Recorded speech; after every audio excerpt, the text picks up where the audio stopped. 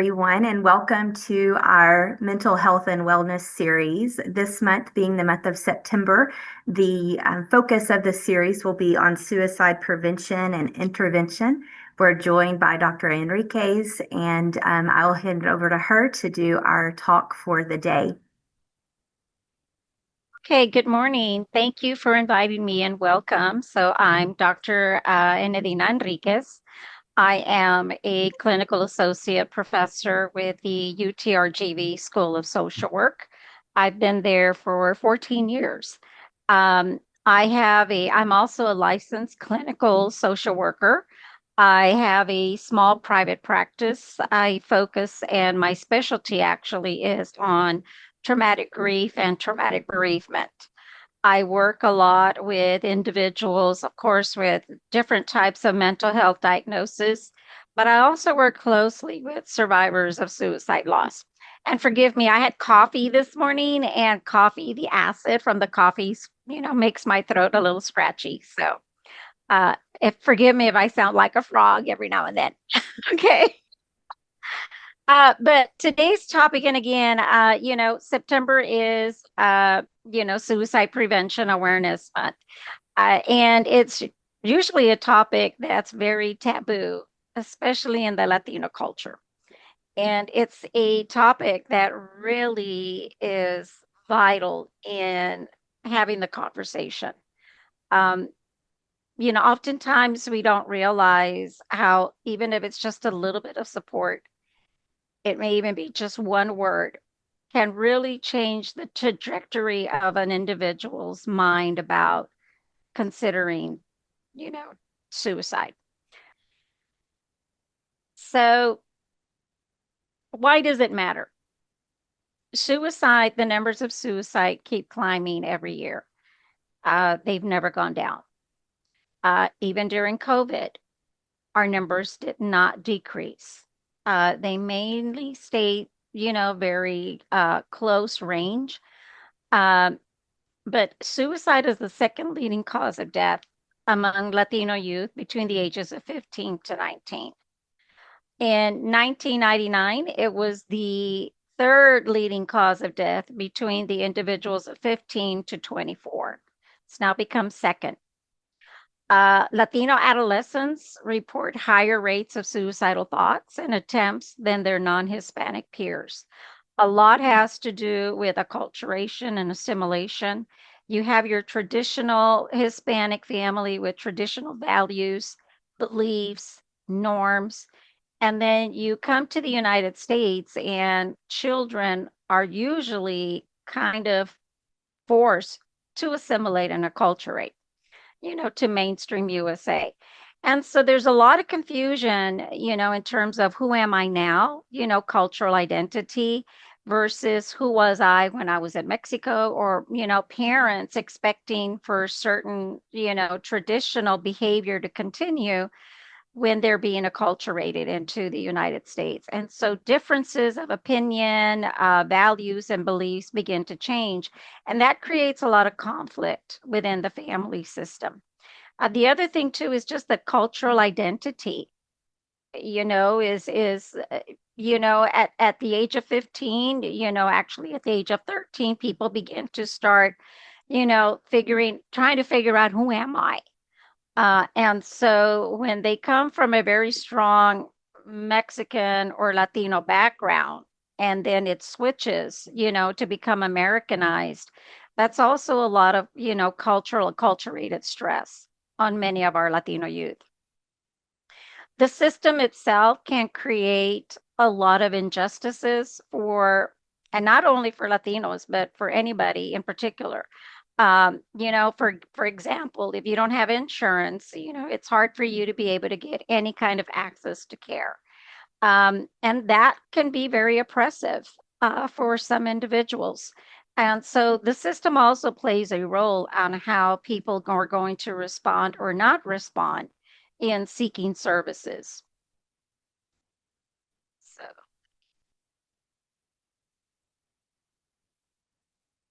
let me know whenever you give me the access. Okay, so understanding the risk factors. Acculturation stress. Teens often acculturate much faster than their parents.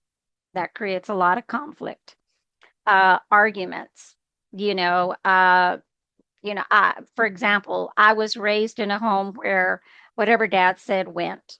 We couldn't argue, we couldn't disagree, we couldn't say no. And nowadays, teens are learning to use their voice a little bit more in comparison to, when I was younger. So, they're learning how different teens react or behave or are interested in things that maybe they were never exposed to. And so that becomes an interest to several teens about wanting to be exposed to some of these things that may not be in agreement with their parents. The mental health stigma, behind, individuals who have symptoms or are suffering from depression or anxiety or other type of mental health disorders. We have a lot of cultural silent scripts in the Latino family. And not only Latino, it also happens in African American, Asian, uh, where we basically stay silent or it stays in the home. Whatever happens in the home stays in the home. And so, having to move out of the house, not move out of the house, but seek services outside of the home, could bring embarrassment. It could bring shame. It could label the family. And so those are also some of the reasons that the culture can create barrier for individuals to be able to seek help. Discrimination and poverty. There's so many inequities just because people are very poor, or the discrimination against, people who don't have insurance. Um, Services that may not be provided because we don't have enough bilingual mental health providers in the area. Or we don't have individuals who really or are culturally competent or have that cultural humility to be able to understand how culture plays a role in some of the reasons that, children or individuals are not getting the help that they need. Okay, so those are some of the risk factors. The other is right now, what's happening in our society, in our community, is the deportation. People who have migrated from their home country to the United States face a lot of trauma. And then you also have to think about the historical trauma, that people have been exposed to, from their ancestors, and how that travels, that history and the storytelling, how that's being told to children, and the anger or the resistance that, individuals or families may have to be able to seek some help. So there's some protective cultural factors. Familismo can be an excellent support system. People who are, I come from a family of 10, 12 with my parents. And, if anything ever happens to one of us, everybody's there. And that's the beauty of, when family can be a protective factor to be able to help buffer anyone who may be having suicidal thoughts. But family can also be a barrier in terms of don't tell anybody, don't talk to, don't let anybody know what's happening. Okay, hold on, let me share my screen. Uh, so again, what I was saying about spirituality, if a leader knows how to guide and navigate a good conversation with an individual who may be experiencing suicidal thoughts versus shaming them, it can be productive. So spirituality can definitely be a protective cultural factor, but it could also hinder someone's ability to be able to seek help. For example, in the Catholic religion, when I did my research and I spoke with different faith-based leaders, Catholicism and Christianity truly believe that when someone dies by suicide, it's a diabolical sin and their souls will burn in hell forever. So, that message alone is definitely going to prevent someone from maybe wanting to get help or wanting to feel that they can talk and grieve the loss of a suicide, because if people are going to be blaming or shaming the individual who took his life, the likelihood is people are not going to want to open up and talk about it. The same thing happens, with individuals who are having suicidal thoughts. Uh, Oftentimes, when I see clients who are having suicidal thoughts, they're telling me, well, my mom thinks I'm only trying to seek attention. My mom's saying that I'm just spoiled, that I'm being silly, that I'm not being realistic. And they just don't understand the emotional pain that I'm carrying with me. And that's the truth because we don't know how to have conversations about feelings and thoughts. And we don't often teach our children or our teenagers how to be able to really think for themselves. Oftentimes, as parents, we're always telling our children what to do. You need to do this, because and but there's no explanation. There's not giving a child or the teenager the opportunity to be able to, let's talk about it. What do you think? What are your thoughts about this? And so oftentimes we're not even teaching our children how to be able to problem solve and even process feelings and emotions that they experience from something that could be traumatic to them. Sorry. Okay. Community. Oh gosh, the more a community comes together to really help one another, the possibility of saving lives is there. If we have communities, for instance, my neighbors, if I have really good neighbors, and it's important to really connect with our neighbors. Something that we don't do as much anymore is hang out with our neighbors. People don't sit out on their porch and their front porch like they used to. People don't go and, mingle with their neighbors like you used to. People have a tendency to isolate inside their homes. You get home from work, you're tired, and you just want to stay in and not see anybody or talk to anybody. So we have lost the sense of community. One of the things that I really enjoy seeing out of the community are those different markets that the cities have. Tres Lagos has, oops, sorry. Tres Lagos has in McAllen, they have market days and they have different people that have different booths offering different things.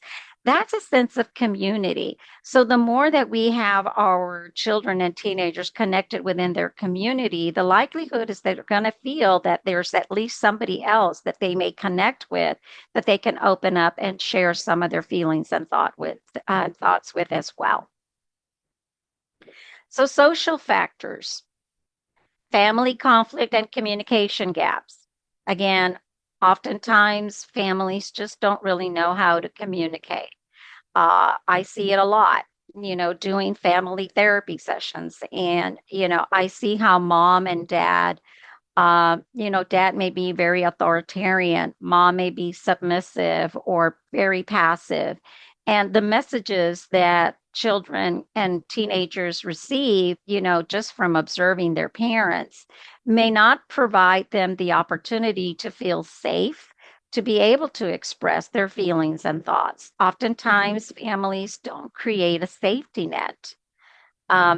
Sometimes we get upset. Give you an example. I had a client who was having suicidal thoughts because of a breakup. It was his first girlfriend, first experience. He really liked this little girl. This was a sixth grader. Really liked this little girl. She broke his heart and made fun of him. When he cried and when she broke up with him and told him, I don't like you and I don't want you to be around me and this and that. And he cried and she made fun of him. He was so embarrassed by that. And that led to a suicidal thought. And it led to an attempt. The child comes in and mom's like, okay, like, I don't know why this is so silly. It's just, he's so young. It's just a breakup. But to him, it's real. It's very real. And the feeling that he experienced in that moment, the shame that he received from this little girl, making fun of him when he was, just showing how hurt he was in the moment. He was ridiculed and humiliated. So It may be minute to somebody else, but for him, it was a very catastrophic event. It was traumatic for him. And so, again, families don't often know how to communicate when they don't agree with one another. They don't know how to, some families, not all, some families don't know how to kind of open the door and allow their children to tell me what you really think without getting upset or without becoming defensive or without personalizing. Okay. Intergenerational misunderstandings. And again, there's different levels of acculturation. So I see things, I was talking to my students last night. I'm a second generation Hispanic. My dad was first generation. Uh, my father, when my grandmother became ill and couldn't live on her own anymore, it was like, we're taking grandma in and we're going to take care of her. Uh, told my parents the day that y'all need help, I'm going to take care of you, and my parents live with me.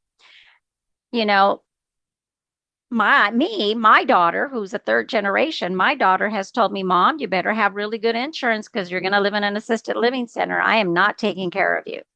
And so those different generational misunderstandings, can lead to a lot of family conflict. It can lead individuals to feel like, okay, I'm no longer important. People just don't care about me, or, personalizing, those differences instead of really trying to understand why the differences are occurring. The authoritarian parenting styles. Again, I was raised in a Hispanic family where what dad said went. It was his way or the highway. And so oftentimes children and teenagers don't really have a voice. And so this discourages that emotional expression. Think about so many kids who are living in abuse and neglected homes and that kind of environment. They definitely don't have a voice. So when a child doesn't have a voice, even a divorce, I've worked with a family that a 10-year-old, her parents went through a divorce, and that was extremely stressful for her, very traumatic. The dad moved on, and the dad wants for her to embrace the new girlfriend, and she's not ready for that. And dad gets upset, because it's like, I just don't understand. I didn't leave you. I left your mom, and so again, that's a misunderstanding. You didn't just leave mom, you left her and mom. You're living in two different homes. You're no longer a family. So that's the separation of family, and that can be very traumatic for a child, not for all, but even a divorce can be very traumatic for some children. So again, the dad not wanting to hear her, uh, tell him how she feels was really preventing her ability to feel safe and happy. And she just felt like life isn't worth living. My life has changed. I'm never going to be happy again. And she started having suicidal thoughts. 10 years old. Okay. That lack of open dialogue about mental health. Parents often don't know how to help their child. They don't know what to say. It's like, okay, I'm seeing that he's depressed. I see that he's no longer participating in activities. I see that he's isolating, and I ask him, and all he says is just leave me alone. And so it upsets me, so I'm leaving him alone. And I said, well, again, that's a defense mechanism. When your approach is like, what's going on? What's happening? How come you don't talk to me? Your approach can either invite an invitation to have the conversation or it can close the door. Okay, so even our tone of voice, what we say, our body language, we may tease or joke about certain things. That immediately is going to shut down a child to feel safe enough to start expressing how they feel. Peer pressure and bullying. How many of you have, heard about children who have attempted or even died by suicide because of being bullied? And, how are we helping these individuals? How are we addressing the bullying? How are we helping the individual to empower them? to change the climate where, they feel that in utilizing their strengths, how to be able to address the bullying, how to be able to express their feelings, how to be able to find their worth, how to be able to change that belief, that they're no good and nobody's going to like them. Uh, so there's how do we deal with that? And how do we allow the child to communicate? And instead, sometimes it's like, well, you know what? That's never going to happen again. And, it's okay. Go back to class. Or, that student is going to be sent to ISS or we're going to suspend him. Go ahead and go back to class. And we don't allow children to really express, tell me what this whole experience was about. How did it really make you feel? What did you think about? What thoughts started to occur when you're hearing these things? What are things that you're starting to believe in that may not be true, but you think they are? So again, we have to be able to teach individuals how to have that open dialogue about, how an individual, how a child or a teenager is feeling about certain situations in their life that could be a stressor for them or traumatic. Again, bullying, especially if it's related to race, immigration status. Oh, you're here illegally. Well, how, and this and that. All of that can, again, creates a lot of that cultural identity confusion. Sexual orientation. We're living in a world right now where, there's no longer inclusion. It's about excluding individuals. How do you think, what's the harm in that? And are we even looking at the harm? Yes, it's law. I was talking to some social workers yesterday who work in the school district, and now it's, that new bill that you have to get consent to for even a nurse to put a band-aid on a child. But what happens to a child who doesn't have that consent and is in a difficult situation? Do we not address it? Do we create harm and cause harm because it's a bill? This is the law. We have to follow it. So these are factors that we have to talk about. What do you have a child who is, thinking of suicide, is on campus and makes an attempt, but because you don't have a consent, how do we service that child? What's the fear? And oftentimes, our fear of how we're going to intervene and what's going to be the repercussion of that can be the barrier of how we're going to provide that professional help. Okay. And again, that pressure to fit in or hide your cultural identity or even your sexual orientation. I've worked with children who are transgender. And again, it's like, no, no, you're a female, you're not a male. I don't want you dressing that way. And again, there's that shame. What are people going to say? And then there's the religious belief, that it's a sin, God's going to punish you. So, a lot of these messages that children are going to be hearing or teenagers doesn't provide them that emotional safety net to really talk about how they're feeling and what's happening inside, what thoughts are occurring, the behaviors that they're demonstrating, the at risk, behaviors that they're participating in, the self cutting, self harm, the drinking, the drugs, uh, and just the suicidal thoughts, on its own. That whole pressure to hide who you really are and to try to fit in. How many children that can you think of and teenagers that can you think of that experience that on a frequent basis? It happens on school campuses all the time. But we may not always hear their story, so someone's identity. And again, if you're working in middle school, sixth grade, middle school, and into high school, again, most of the teenagers, they're trying to find their identity. Who am I? Who am I supposed to be? And then there's this pressure of, some kids get this pressure of, what are you going to do when you finish high school? What career are you going to want? And it's like, I'm just trying to figure out who I am. I don't even know what I want to do yet. And then some kids are very confident in themselves and they know exactly what they want in life. Okay. But again, we have to look at how are we really allowing the opportunity for children to just talk about how they feel and tell their story without being judged, without being rushed, without feeling, that they're going to be labeled, uh, or disrespected because maybe I just don't have time, or I just don't know how to help you. You need to go talk to somebody else. And again, social media plays a huge role, and we all know this. Cyberbullying, messages on social media. I've had clients who have come in and, just messages that they received from friends, even family. Social media can be great, but it can also be detrimental to someone's mental health.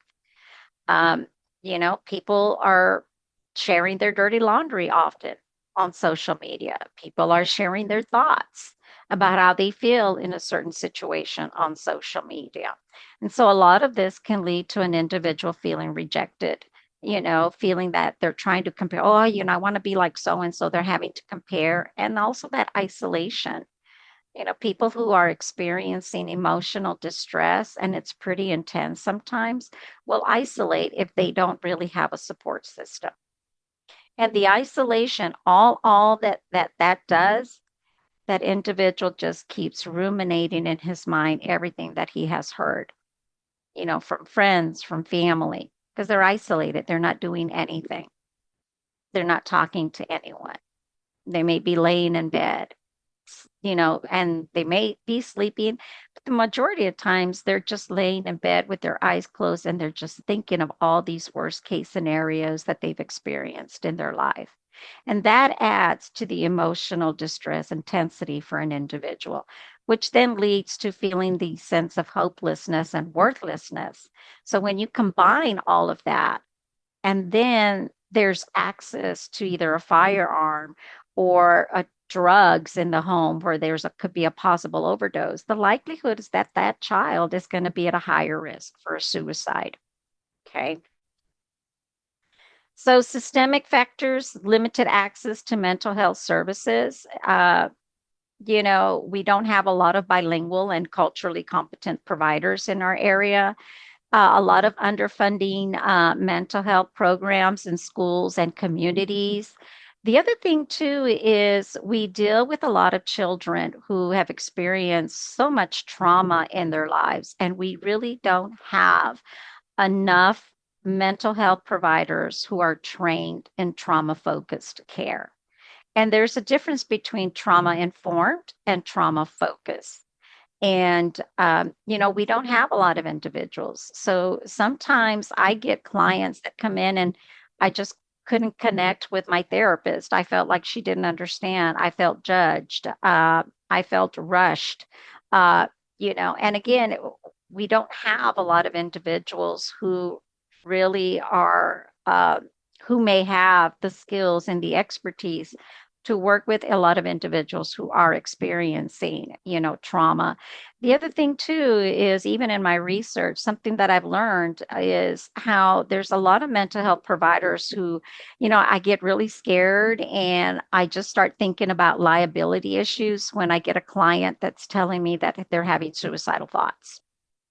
So that fear, again, it's personal and professional, can create a barrier on the delivery of services. So I've often told mental health providers, you can't afford to think that way. There's always going to be a liability, but we have to stay focused on what is going to be the best intervention that we're going to be able to provide these clients to reduce those suicidal thoughts, and improve and change their lives in positive ways. Insurance as well. We've got insurance that will only cover 3 sessions. What are you going to do in 3 sessions or 6 sessions? What are you going to do with that? Children who maybe have a long history of trauma takes years to overcome. It's not going to happen in a limited amount of time of sessions. The first 3 sessions, you got to really just focus on educating them about the trauma, and then after the fourth session, then you begin to do a little bit of that trauma work. But it takes longer than 6, 8, or even 12 sessions often when you're dealing with individuals who do have a lot of trauma in their lives. Immigration policies and family. We know I get clients the other day. I actually got a family who called and said, "Hey, we're not going to go in. There's this fear of what are we going to get deported? We don't want to drive anywhere anymore." This is real. And it's adding and creating a barrier to families to get the help that they really need.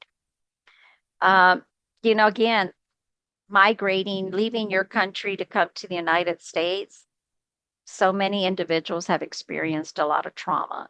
And we say that, oh, children are so resilient. They bounce back easily. Yes. But that doesn't mean that the trauma didn't leave them, that the trauma is still affecting them. The trauma is right here. The brain will carry that trauma forever. Children will experience triggers throughout their lifetime forever. Okay, as they become adults, a child who went through a lot of trauma in their childhood, when they become an adult, oftentimes they develop so many maladaptive behaviors because they're on survival mode. Their kids are surviving. Kids know how to survive. But it's the kind of coping strategies, the ineffective, maladaptive coping strategies that they're developing that's really not helping them to survive in a healthy, productive way. Okay.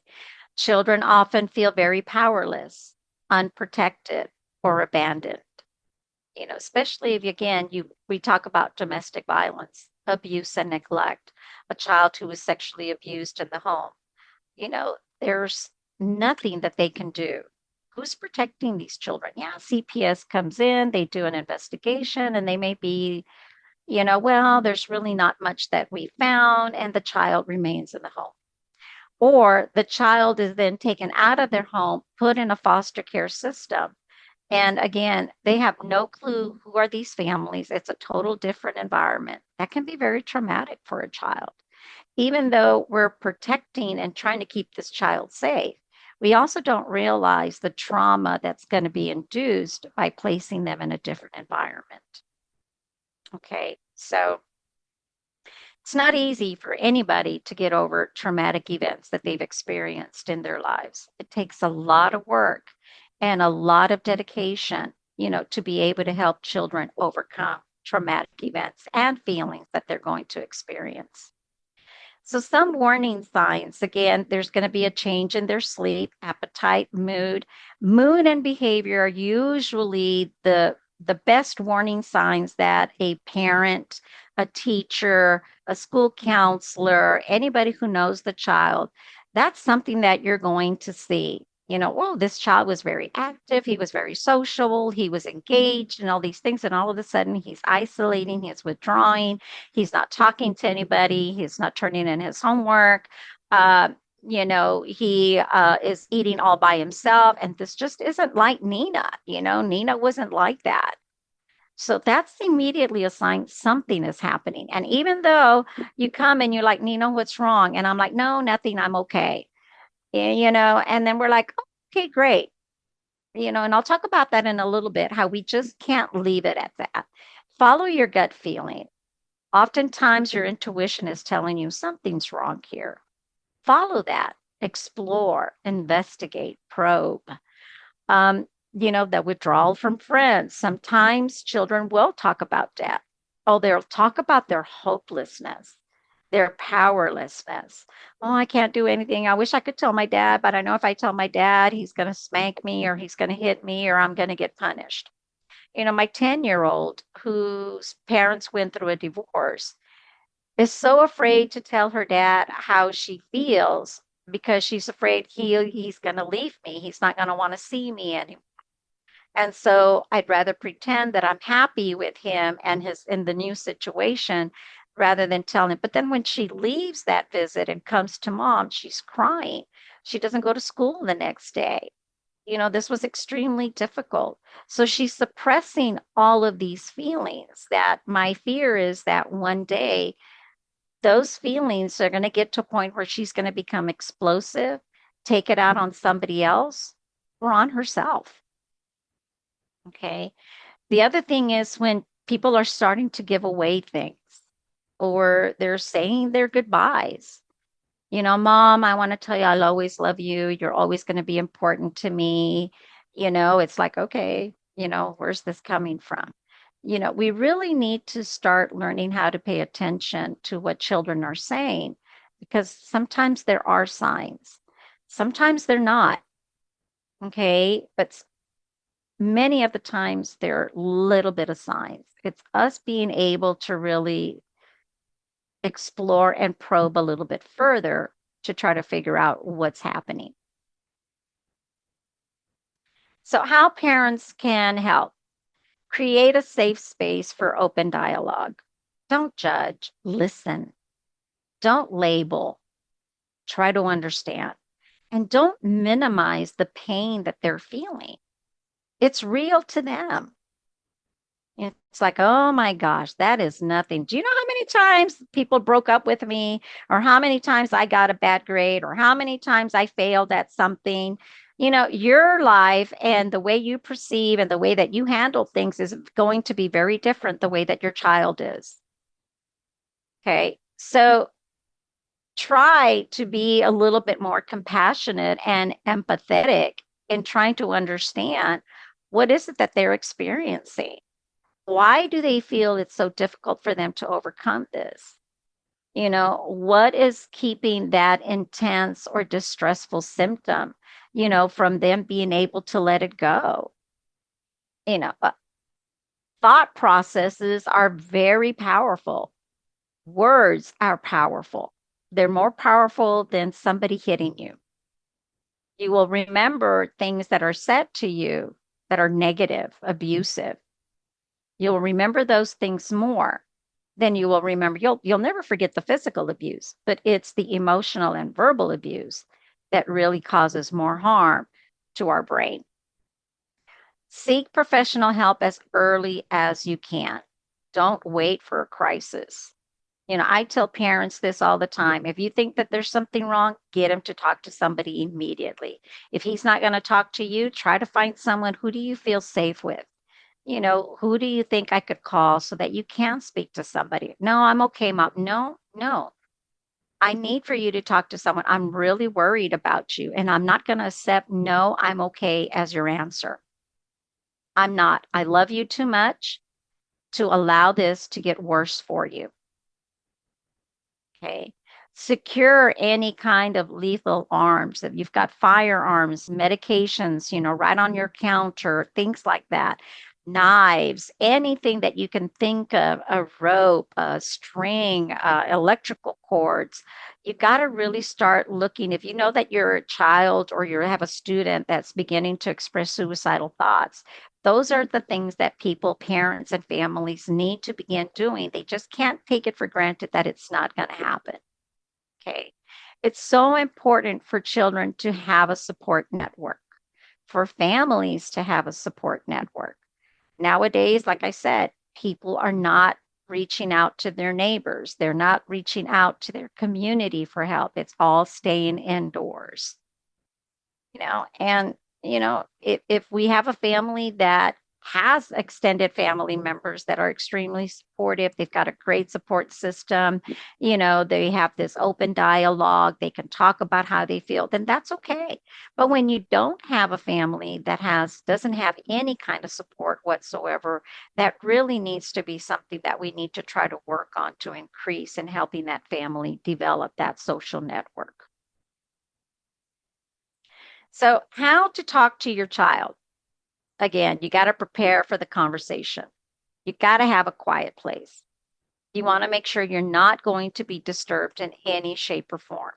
You don't want kids that are going to be running around or anything like that. You really need to provide some privacy for your child to be able to hopefully open up to you. That eye contact, the touch, putting your arm on their shoulder, hugging them, on their lap, holding their hand. That touch is really important in that moment so that they can feel like, oh, okay, you care. I am important to you.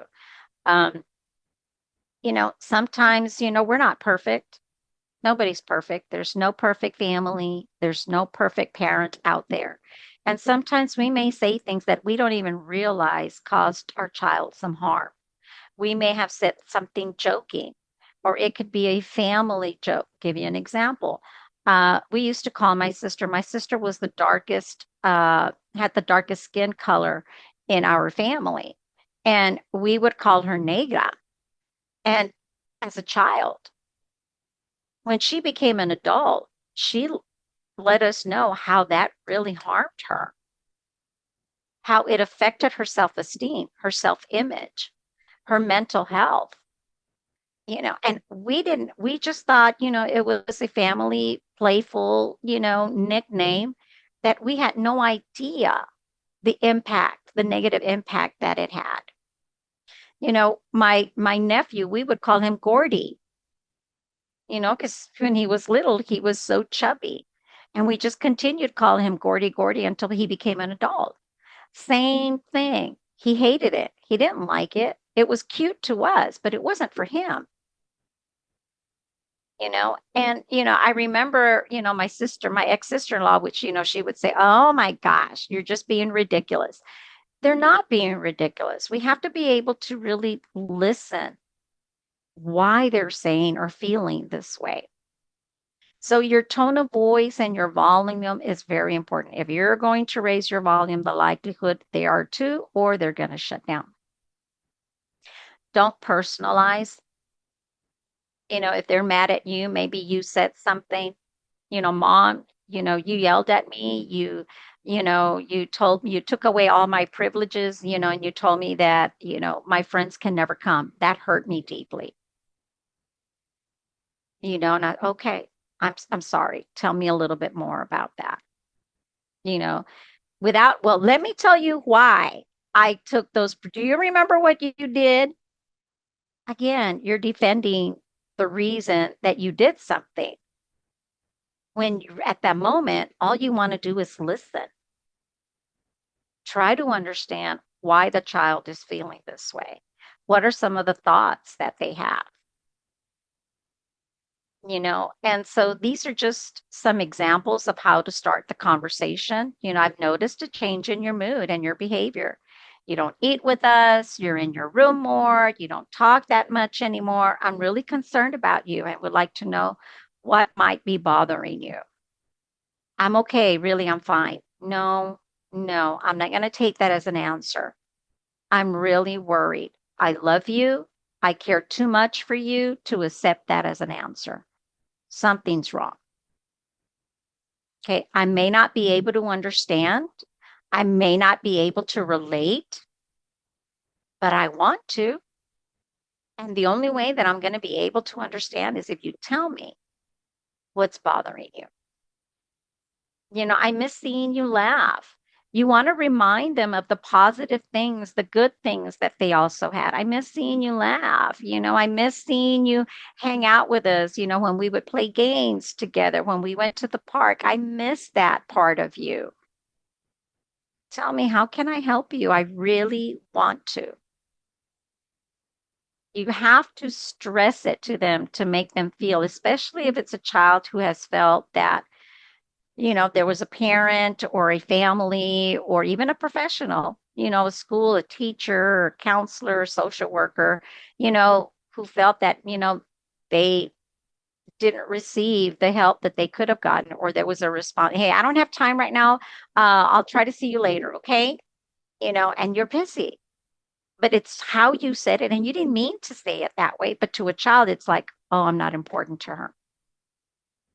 If they already feel that they're not being. And it doesn't happen with every child, but it's going to happen to a child who believes all these negative things that were said to them. Okay. So, yeah, our approach, how we open that door is going to be really important. So, you got to just start the conversation. Don't be afraid. Don't think that, "Oh gosh, I have to be an expert. I need to know about this." You don't. You just have to start the conversation. I've never experienced that, but I can only imagine how you must feel. It's so important for us to normalize and validate those feelings that they're experiencing. I may not know what to say, but I love you and I want to help you, you know? And it's important to ask the question, have you had any thoughts of suicide?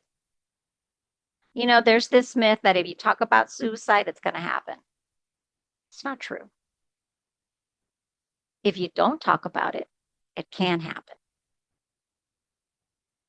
And if you don't talk about it, you're never going to really know why an individual ended up taking their own life. So you've missed the opportunity to help somebody, to help save a life. So ask the question.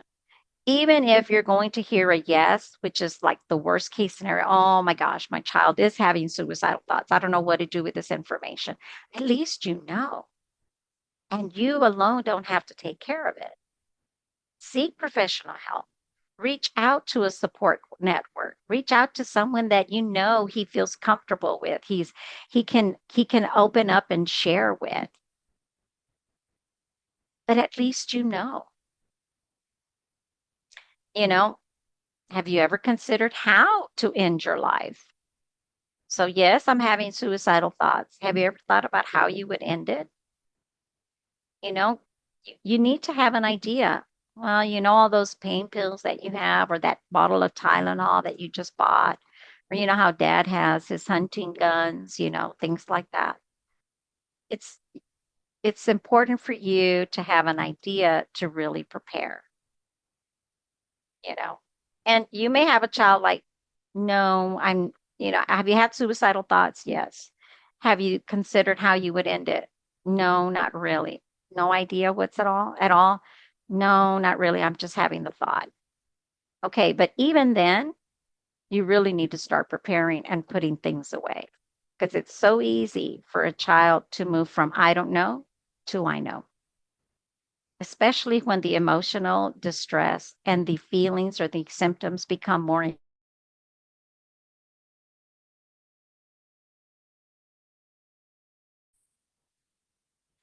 Normalize and validate mental health is extremely important. We all go through that. We have good days and bad days. Some of us have depression, some of us have symptoms of anxiety. We're all going to do that. We all experience that at one point in our lives because stress is so evident in our lives. We can't hide from stress. We can't hide from life events that can be traumatic. Okay. But normalize and validate. That must have been very difficult. Okay. Yeah, it was hard. She laughed at me. And, when I told her that I loved her, she laughed at me. That must have been very difficult. I can understand, why you cried.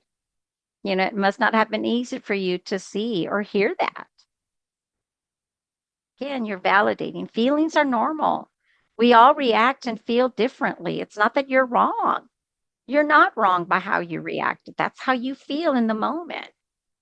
It's okay. Now it's what do we do with that feeling and that thought to improve and to change, for something more positive for you to be able to experience in your life. There is no right or wrong way. It's how you feel about it right now. And it's okay. Everybody copes differently. She goes, yeah, but you said that you went through this. Yeah, but my situation and your situation are different. The way that I cope and the way that you cope are different. There's nothing wrong with that. It's okay. But I'm not coping well. That's okay. We're going to learn how to cope better. Okay. So it's all on how we say things, how we're going to set the stage to where the child is going to feel motivated to want to get that help. So seek help, call 911. If there's really a plan, you want to call the ambulance and get to a hospital immediately. Don't just like, well, I'm going to talk him out of it and, I think he'll be fine. You can turn around and they can say, yeah, I'm not going to do anything, and then follow through with a thought. Chances, use your support system. No shame and no blame. Who cares what other people think? Who cares what other people are going to say? It's about saving my child's life. And if other people are going to criticize me, at least I saved my child versus what they're going to say. And if I'm going to focus on them and not on my child, what's wrong with that picture? What's wrong with that thought process? Okay. No one lives in your home but you and your family. And it's you and your family that you have to. It doesn't matter what anybody else says. People are going to talk anyway. But it's about what you're going to do for yourself and your children. That is what matters. Again, look at your religious beliefs. What are your thoughts about it? Oh my gosh, that's a sin. And if I say that to my child, God's going to punish. What's the message that they're going to receive? Well, you know what? I really don't feel worthy. So now I feel more. Okay. God is a loving God. God loves his children. God is a forgiving God. And so we have to also learn how to say things that may not make a child feel like I'm even disappointing the church. Okay. School counselor, social worker, we need to encourage our kids. And now with these consent, issues in place, it may make it a little bit harder, but it's also, and I think right now it's so important that we learn how to educate parents about the system and how the system can help instead of harm to be able to get those consents written. Anything can happen at any given moment. We never know.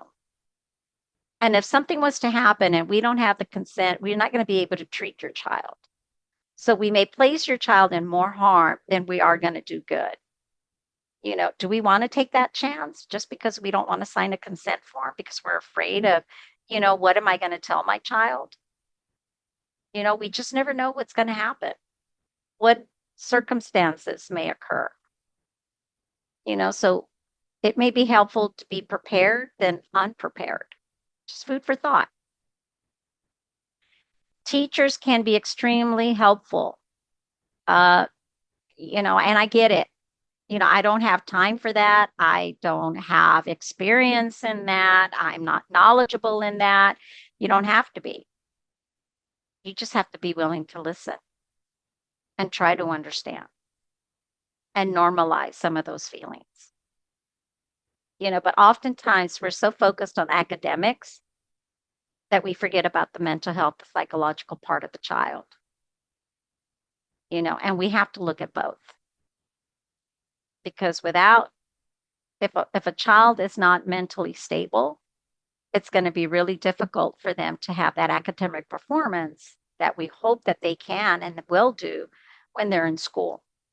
So we got to learn how to balance both. Support groups. There are several support groups out in the area. You want to really get to know what are some support groups that you can refer families to. If there aren't any, we've got families who don't leave their little community. People in, the Rio Grande Valley don't like to travel more than 20 minutes. Uh, you know, if you have a social worker, a counselor, or even peers, have a peer support group, kids helping kids. It's just talking and how do we help each other, venting, and maybe get somebody, a facilitator or a professional to come in and kind of help navigate that support group. But it's being able to provide opportunities for kids to have, for children or teens to be able to have a place where they can just go and word vomit. Okay, just vent. And of course, professional help. So don't assume it's not going to happen to your child. Don't feel embarrassed. Don't be afraid to start the conversation. And definitely don't allow shame to stop you from seeking help.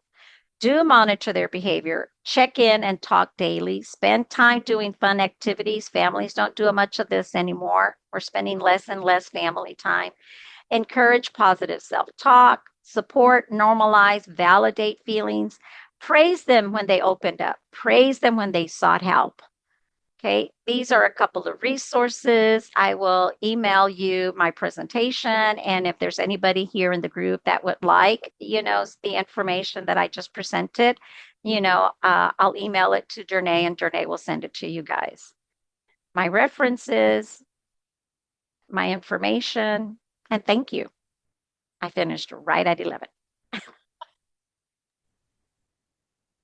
Thank you so much, Dr. Enriquez, for the information you've provided. I know for some maybe that are on the Zoom meeting today, it may just be great reminders of the information that we need to keep in the forefront of our mind. And yet for others, maybe it's some new information. So wherever it is that the group sits, I think the things that you showed on your presentation and the things that you said were definitely items that we can carry forth with us as we continue in the month of September and then throughout the school year as we work with students on our campuses and then as parents as we parent our children at home. So thank you so much for You're welcome. sharing the information. Again, we did have a request for the presentation. So if you're able to share that, that would be excellent. Whether you want to send that to myself or Dr. Fowler, either way would be great. And then I just want to remind everyone on the Zoom meeting that Cal Allen ISD does provide a wealth of information both on our websites, but also within the district and then community resources as well. One of our prime connections with the community resources through TChat. And so we are grateful for that connection with them to provide that to students who are experiencing difficulties in their mental health. The link that I provided in the chat, though, is on to a page on our website that takes you to our student well-being page that Dr. Fowler has created and puts resources there. And then from that, link, there are additional links there, including the Cal Allen Mental Health Wellness series. And so every month, as we have these presentations with TCHAC, we encourage you to jump on and join us. It's either knowledge that you can use for yourself personally or share with others that we feel like is so very important to get out into the community and to begin to help with the mindsets, as Dr. Enrique pointed out, how sometimes our mindsets that we either grew up with or different cultural norms really just opening our eyes to what those could be. And so some of our students are dealing with things that maybe we wouldn't have dealt with in our own families, but definitely need to be aware of that maybe they're coming into the school setting or into a friend's home with different experiences in their own life that need to be um, they need to be able to have an open space to visit about those. So, Dr. Enriquez, do you have a few minutes if anyone has any questions or something else Sure. specific? Okay. Yes. If there's anyone that has either a question that you would like to put in the chat or have something to ask, if you want to come off mute, we'll give just a couple of seconds for anyone that would like to do that.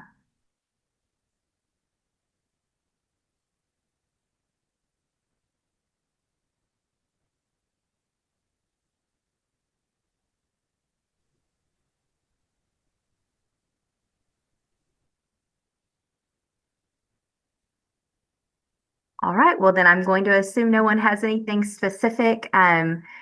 Thank you again, Dr. Enriquez, for your time today and for the information you shared. I know that it's going to be impactful as we continue on working with our students and with our own children. So we appreciate your the knowledge and the information.